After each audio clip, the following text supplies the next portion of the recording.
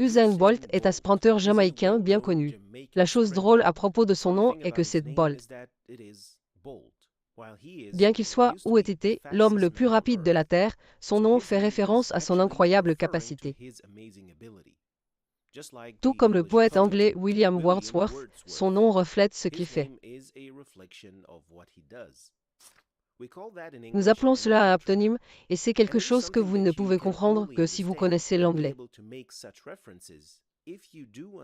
Vous devez connaître la signification de Boulan et de Wordsworth pour saisir cette subtilité linguistique.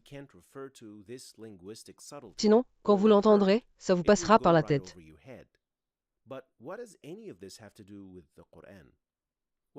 Mais qu'est-ce que tout cela a à voir avec le Coran?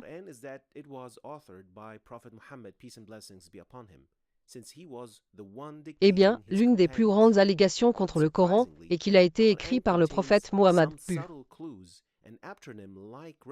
puisqu'il était celui qui l'a dicté à ses compagnons, les critiques soutiennent qu'il l'a écrite. Mais étonnamment, le Coran contient des indices subtils et des références à d'autres langues. Et en soulignant la merveille linguistique du Coran, pour en comprendre plus, regardons ce premier exemple. Au début de la sourate Maryam, Allah mentionne le prophète Zachari. Mais remarquez le choix des mots quand Allah parle pour la première fois de lui.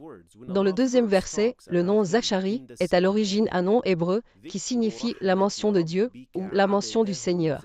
Notez comment l'aya commence en arabe, fournissant une référence incroyable à la signification hébraïque du nom de Zachari.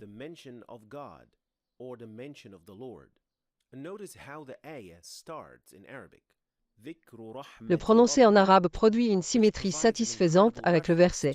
Une mention de la miséricorde de ton Seigneur pour son serviteur Zachari. Zakaria signifie la mention du Seigneur, s'alignant parfaitement avec le thème de l'ayat. Si vous pensez que c'est exagéré ou un peu trop contraint, regardons un autre exemple. Vérifions un autre exemple.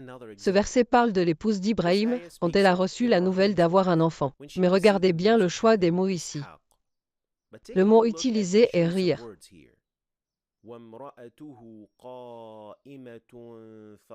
Savez-vous combien de fois ce mot a été utilisé dans le Coran? Il a été choisi pour être utilisé une seule fois dans cette même ayah. Cela se produit lorsque la femme d'Ibrahim reçoit la nouvelle d'avoir un enfant. Le nom Ishaq est en hébreu qui signifie littéralement rire. Et c'est encore mieux. Le reste de l'ayah met davantage l'accent sur ce lien linguistique. Allah a spécifiquement utilisé le mot rire après avoir mentionné Ishaq, dont le nom signifie rire en hébreu. Pouvez-vous deviner ce que le nom Yaqub signifie en hébreu? Ça veut dire celui qui vient après. Ainsi, avec chaque nom, il y a une référence subtile à son origine hébraïque.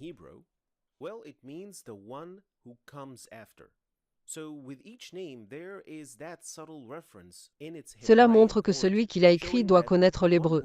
Sinon, il aurait été impossible de trouver ces références. Voici un troisième exemple, et vous commencerez à le voir ici vous-même. يا يحيى خذ الكتاب بقوة وآتيناه الحكم صبيا وحنانا من لدنا وزكاة وكان تقيا. Cette ayah parle du prophète Yahya. Ici, Allah utilise un mot très unique décrivant ce qu'il a accordé à son prophète, Anand. Anand signifie compassion, bonté et grâce. Ce mot n'a pas été utilisé dans le Coran sauf dans ce contexte, en relation avec le prophète Yahya.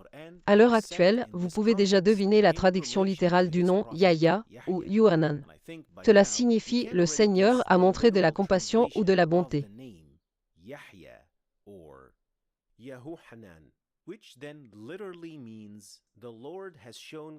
C'est une autre référence incroyable à la signification réelle en hébreu.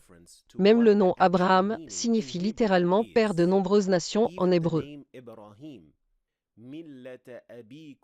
Allah se réfère à lui dans ce verset comme « votre père, le père de nombreuses nations ». Mais le Coran, étant le miracle qu'il est, prend de telles références à un niveau encore plus profond. Dans ce verset, quand Allah a donné un ordre, prenez ce que nous vous avons donné avec détermination et écoutez. But the Quran being the miracle that it is, it takes such references to an even deeper level. Mais voyons ce qu'ils ont dit. Nous avons entendu et nous avons désobéi.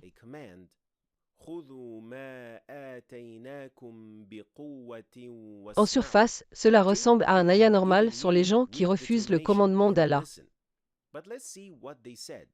قالوا سمعنا وعصينا. They said, we hear and we disobey. Well, from the surface, this sounds like a normal ayah. Mais voici quelque chose de très intéressant. Si vous regardez comment cette histoire est mentionnée dans la Torah, plus précisément dans Deutéronome 127, vous remarquerez qu'il dit « Nous écouterons et obéirons ». Il s'agit, bien sûr, d'une traduction du texte hébreu original. Voyons donc à quoi ressemble cette phrase dans son hébreu original. En hébreu, ça sonne comme « Nous entendons et nous obéissons ». Dans le Coran, il est dit « Nous avons entendu et nous avons désobéi ». Vous pouvez clairement entendre la similitude entre ces deux phrases dans les deux langues.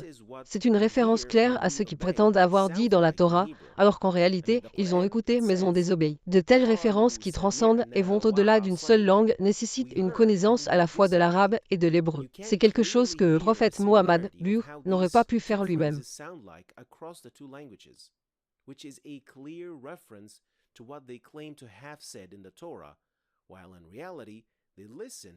But they disobeyed.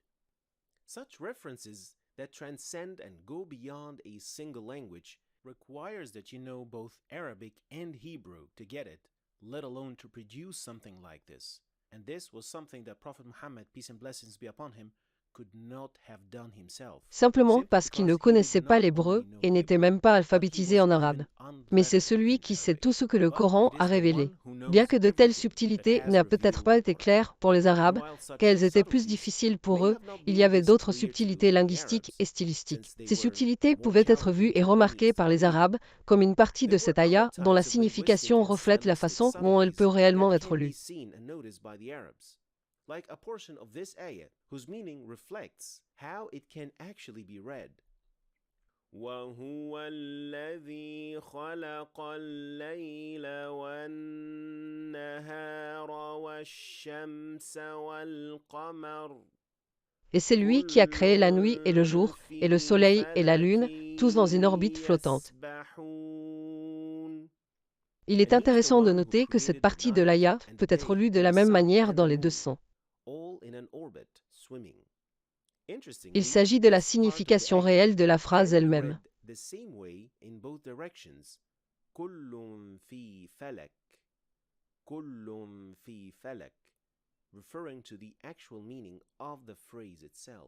Enfin, si vous pensez, je veux faire quelque chose de similaire à ce que nous avons vu aujourd'hui, certains poètes arabes ont écrit des poèmes qui peuvent être lus dans les deux sens. En cherchant la signification des noms, vous pourriez aussi trouver de telles références. C'est là que la plupart des oppositions se trompent. Ils ne regardent le Coran que d'un seul angle. Ils veulent l'imiter, mais laissent tout le reste derrière eux. Lorsqu'ils sont mis au défi, ils se plaignent de déplacer le poteau de but. Le Coran est miraculeux parce qu'il contient des couches sur couches de miracles de toutes sortes. Il y a tellement d'angles et d'aspects élégamment intégrés dans le texte.